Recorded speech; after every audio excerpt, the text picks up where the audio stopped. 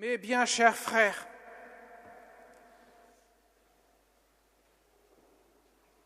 veillez donc, tenez-vous donc prêts.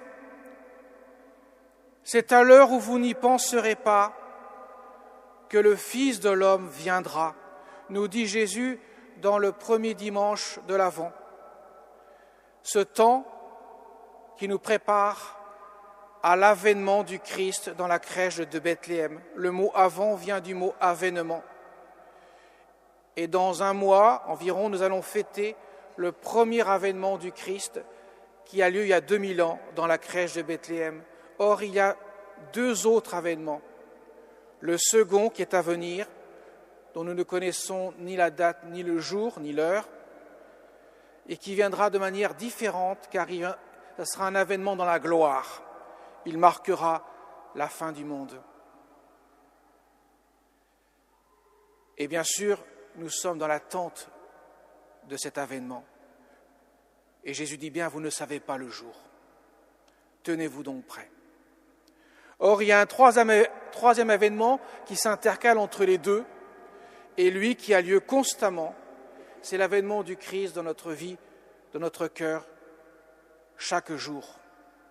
Jésus veut venir instaurer son règne dans nos cœurs. Et cet avènement surviendra à chaque instant de notre vie, comme le second interviendra à la fin du monde, mais aussi interviendra à la fin de notre vie sur terre, lorsque nous paraîtrons devant Dieu. Et donc Jésus nous demande de nous préparer à ce que le Christ puisse venir habiter notre cœur.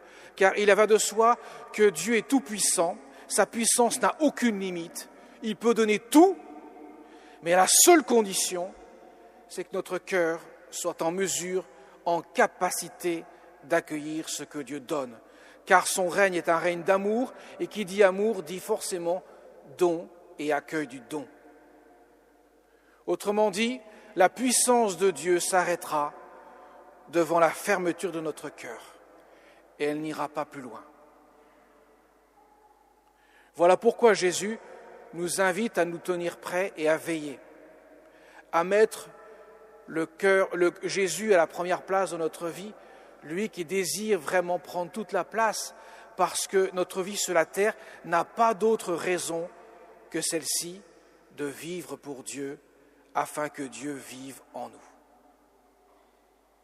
Mes chers amis, notre vie sur la terre est courte et par conséquent, elle ne peut pas faire l'objet de la préoccupation première de notre vie.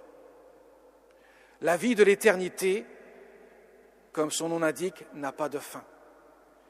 Et la raison, justement, de notre vie sur la terre que Dieu nous a donnée, c'est de nous préparer tous les jours et avec les fêtes que nous fêtons tous les ans, de nous rappeler sans cesse le besoin que notre cœur a de s'ouvrir à la grâce de Dieu, pour que Dieu fasse son œuvre en nous. Car il n'y a pas de salut sans la grâce, il n'y a pas de salut sans l'œuvre de Dieu dans nos cœurs. Et Jésus, pour mieux montrer cette préparation, nous parle de deux hommes au champ, de deux femmes au moulin en train de moudre. L'une est prise, l'autre est laissée. Comme pour dire, un jour, la mort vous rattrapera. Mais ça ne sera pas la fin pour vous. Au contraire, ça sera l'éternité. Alors autrement dit, le temps de l'Avent, c'est le temps de l'espérance. Car même si Jésus nous montre que les soucis de la vie peuvent nous encombrer, que la vie sur la terre va avoir un terme, que parfois même les épreuves vont nous guetter, Jésus ne s'en cache pas. Cependant, à chaque fois, il nous dit « Ayez confiance, mettez votre espérance en moi, car j'ai vaincu le monde. Le monde n'a aucun pouvoir sur vous si vous me donnez votre cœur. »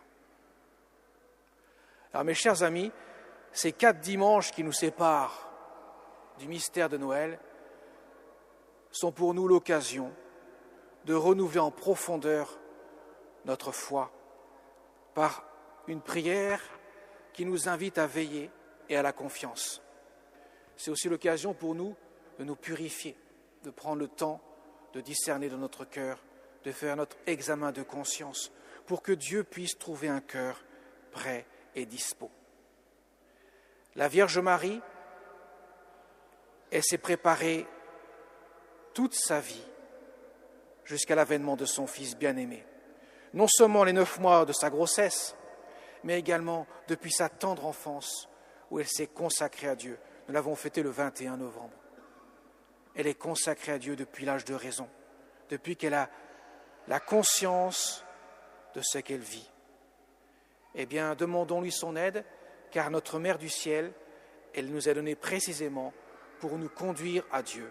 Elle qui est notre refuge et notre soutien, qui nous conduit jusqu'à Dieu. Amen.